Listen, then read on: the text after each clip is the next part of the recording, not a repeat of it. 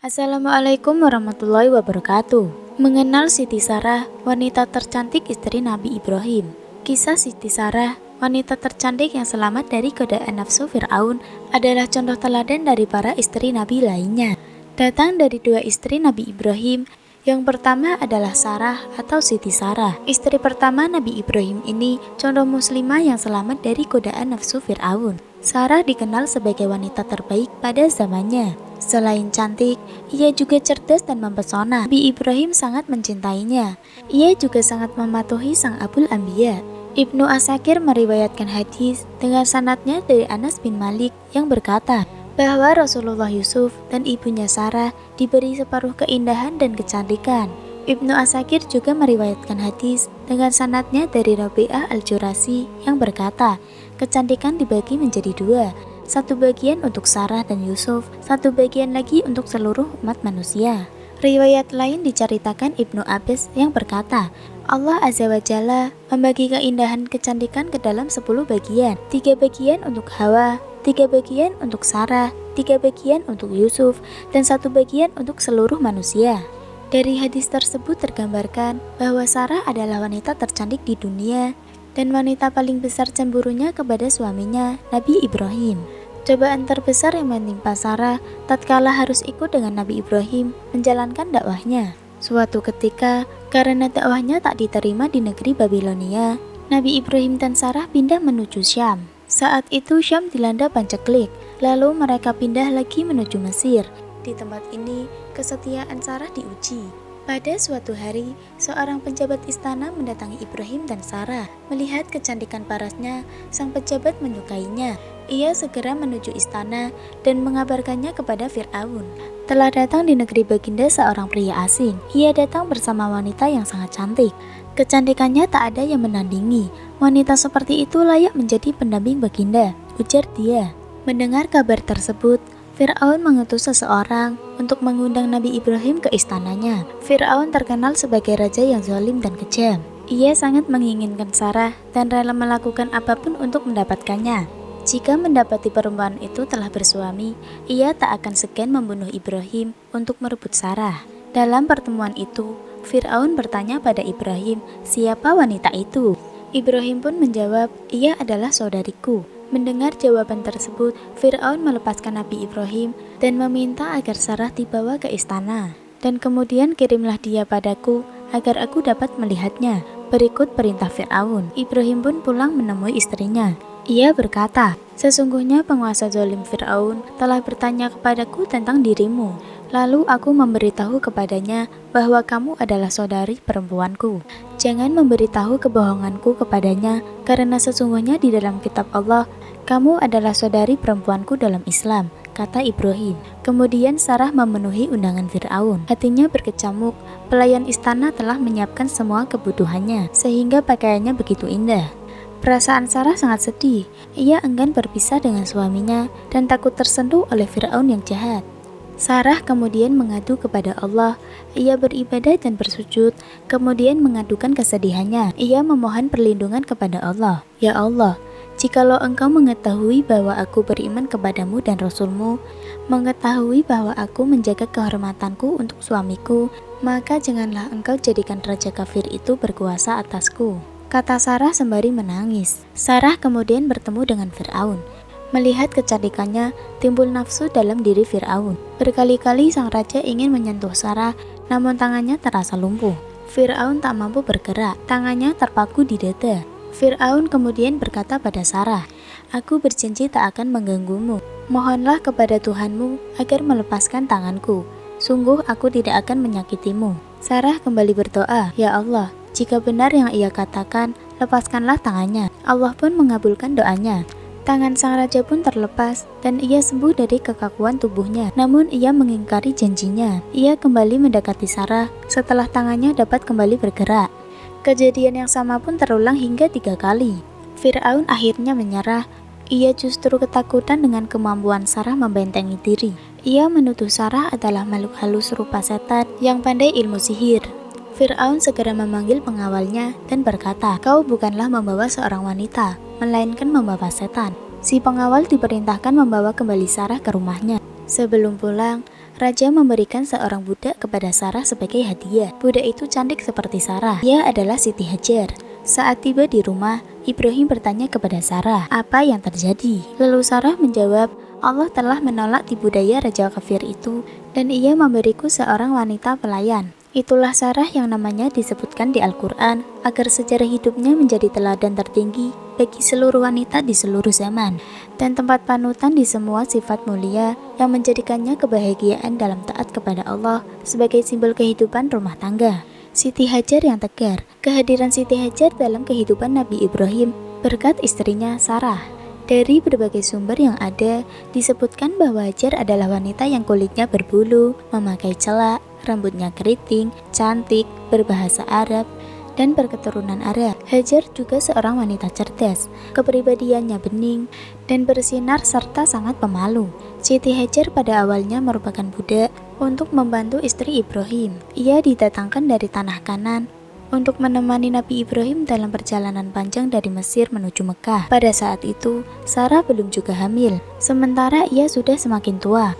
Cintanya kepada suami membuatnya berpikir untuk bisa memberikan seorang anak laki-laki sebagai penerus perjuangan. Maka ia pun meminta kepada Siti Hajar untuk menjadi madunya, menikah dengan suaminya. Ia ingin Siti Hajar bisa memberikan seorang putra kepada Nabi Ibrahim. Apalagi ia juga sering merasakan suaminya sangat rindu untuk memeluk seorang anak. Namun Sarah tetaplah seorang perempuan yang memendam cemburu. Dan ketika Siti Hajar madunya melahirkan seorang anak laki-laki yang diberi nama Ismail, Sarah pun diliputi rasa cemburu itu. Ia pun berjanji tidak akan mau tinggal dengan Hajar dan anaknya dalam satu atap. Kemudian pada waktu itu, datanglah perintah dari Allah kepada Nabi Ibrahim agar membawa istri keduanya, Siti Hajar, dan bayinya Ismail menuju tanah Mekah. Maka mereka pun berangkat untuk menempuh perjalanan jauh. Ibrahim dan istrinya bergantian menggendong bayi yang baru lahir hingga tiba di tanah Mekah. Pada waktu itu, Mekah sangat tandus, tak ada pohon, tidak ada air, dan sepi dari manusia. Saat itu mereka melihat ada bukit berwarna merah. Di atasnya terdapat bekas rumah tua dari dahan-dahan kayu yang sudah mengering. Juga ada bekas kantong air penampung hujan. Di sanalah seperti diriwayatkan dua sejarawan terkenal, At-Tabari dan Ibnu Al-Katsir. Nabi Ibrahim meninggalkan Siti Hajar dan bayinya Ismail. Siti Hajar pun merengek sambil menangis agar suaminya tidak meninggalkan dia dan bayinya di tempat sepi dan menyeramkan itu. Namun Nabi Ibrahim tak peduli. Kemana engkau akan pergi dan meninggalkan kami di padang pasir yang tidak ada manusia? Apakah Allah yang memerintahkan kamu, wahai suamiku? Siti Hajar bertanya kepada suaminya. Tanpa menengok lagi kepada istrinya, Nabi Ibrahim pun menjawab singkat, iya. Tak ada lain yang bisa diperbuat Siti Hajar. Akhirnya ia pun berkata lirih, penuh penyerahan diri kepada Allah Ta'ala. Kalau begitu, Tuhan pasti tidak akan membiarkan kami. Siti Hajar tampaknya yakin betul dengan janji Allah. Dalam diam, tanpa melihat lagi suaminya, ia pun menengadahkan wajahnya ke langit dan berdoa. Sementara itu dari kejauhan, Nabi Ibrahim pun melakukan hal yang sama. Menatap langit dengan mengangkat kedua tangannya dan berdoa, ya Tuhan kami, sesungguhnya aku telah menempatkan sebagian keturunanku di lembah yang tidak mempunyai tanaman-tanaman di dekat rumah Engkau Baitullah yang dihormati. Ya Tuhan kami, yang demikian itu agar mereka mendirikan sholat. Maka jadikanlah hati sebagian manusia cenderung kepada mereka dan diberi rezekilah mereka dari buah-buahan. Mudah-mudahan mereka bersyukur. Al-Quran Surat Ibrahim ayat 37. Menurut Muhammad Ali Sabauni, sepeninggal Nabi Ibrahim, Siti Hajar hanya bisa pasrah. Ia merasa terhibur manakala melihat wajah bayinya yang manis dan memancarkan kasih sayang. Pada awalnya, ia tidak merasakan kesepian. Ia tidak menyadari kerasnya kehidupan di tengah lembah sunyi dan bukit bebatuan hingga akhirnya ia kehabisan perbekalan hidup. Apalagi si kecil pun mulai kehausan dan kelaparan. Si ibu mulai panik, air susunya pun sudah mengering. Sedangkan si bayi terus menangis kelaparan dan kehausan. Siti Hajar tampak bingung bagaimana mencari air. Dalam kebingungannya, ia lari ke atas bukit dan melihat ke bawah. Ia melihat sebuah bukit lain yang kemudian dikenal dengan Sofa. Ia pun menuju bukit itu, barangkali melihat seseorang atau menemukan makanan dan minuman. Namun ia tidak mendapatkan apa-apa. Dari bukit Sofa, ia melihat bukit lain tampak dekat. Bukit itu kemudian dikenal Marwah. Ia pun berjalan menuju ke sana dan tidak mendapatkan bekas-bekas kehidupan. Ia berusaha bolak-balik di antara dua bukit itu hingga 7 kali. Berusaha dalam bahasa Arab disebut sa'a. Dari kata inilah istilah sa'i diambil. Setelah 7 kali bolak-balik dari Safa dan Marwah, Siti Hajar pun kelelahan dan putus asa. Ia akhirnya ambruk di samping bayinya. Hatinya tercapik-capik menunggu nasib. Ia berserah diri secara total. Beberapa waktu kemudian ia bangun. Ia kumpulkan sisa tenaganya untuk melihat bayinya yang mungkin sudah meninggal dunia. Namun tidak. Aku tidak melihat isyarat kematian anakku, katanya lirih. Demikianlah Allah telah mengutus malaikat Jibril dan dengan kedua sayapnya menyentuh tanah sehingga muncul mata air yang mengalirkan kehidupan. Siti Hajar pun bangkit dengan sepenuh tenaga dan lupa apa yang baru ia alami. Ia segera mengambil air itu dan meminumkannya kepada bayinya Ismail. Kepada mata air itu ia mengatakan, "Zumi, Zumi."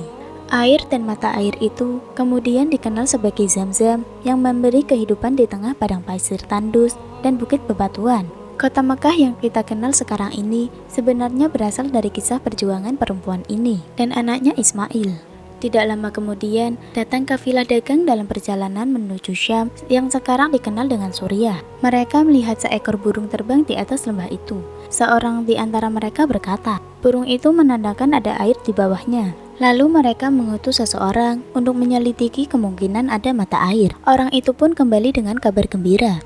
Pada waktu itu Siti Hajar dan anaknya tinggal di dekat air Zam-Zam. Kafilah dagang itu kemudian minta izin kepada Siti Hajar untuk bisa tinggal di sekitar sumur itu. Kata mereka kepada Hajar, kalau Anda mengizinkan, kami ingin hidup bersama Anda. Kalau Anda tolak, kami akan pergi. Air ini adalah milikmu. Hajar lalu mengizinkan mereka tinggal di sekitar Zam-Zam dan bersama-sama hidup dari air itu. Ismail tumbuh di tengah-tengah mereka di dekat Bait Al-Atiq, rumah Tuhan atau Ka'bah, termasuk belajar bahasa Arab dan menunggang kuda. Dan ketika Ismail sudah tumbuh menjadi pemuda, datanglah ayahnya Nabi Ibrahim menceritakan mimpinya. Maka tatkala Ismail sudah cukup umur dan berusaha bersama-sama Ibrahim, Ibrahim berkata, "Hai anakku, sesungguhnya aku melihat dalam mimpi bahwa aku menyembelihmu, maka pikirkanlah apa pendapatmu." Nabi Ismail menjawab, "Hai bapakku, kerjakanlah apa yang diperintahkan kepadamu. Insya Allah kamu akan mendapatiku termasuk orang-orang yang sabar." Al-Quran Surat As-Saffat ayat 102. Maka terjadilah kisah yang mengharukan itu yang kemudian menjadi dasar perintah kurban kepada umat manusia setiap Idul Adha. Lalu Allah memerintahkan kepada Ibrahim dan Ismail untuk meninggikan dasar-dasar Baitullah sebagaimana yang tercatat dalam Al-Baqarah ayat 127 dan mensucikannya untuk orang-orang yang tawaf, yang iktikaf, yang ruku, dan yang sujud. Surat Al-Baqarah ayat 125. Siti Hajar meninggal dunia pada usia 90 tahun. Putranya Nabi Ismail memakamkannya di samping rumah Allah Ka'bah. Itulah Hajar istri Nabi Ibrahim dan ibunda Nabi Ismail. Allah Azza wa Jalla menakdirkan Siti Hajar dikebumikan di tempat suci, di tanah suci yang tidak dikunjungi kecuali oleh jiwa-jiwa yang suci, di tempat yang di dalamnya tidak ada ucapan yang tidak bermanfaat dan dosa, di tempat yang dipenuhi orang-orang yang tawaf, berdiri, ruku, dan sujud, di tempat yang dibangun suami dan anaknya atas perintah Allah. Sepanjang hari demi hari, tahun demi tahun, dan sejarah demi sejarah, manusia ingat akan Hajar kesabaran dan kesetiaannya. Semoga kisah ini bisa memberi motivasi seluruh wanita muslimah untuk berbakti kepada Allah dan suami. Demikian kisah yang dapat saya sampaikan. Mohon maaf apabila ada pengucapan kata yang kurang jelas. Wassalamualaikum warahmatullahi wabarakatuh.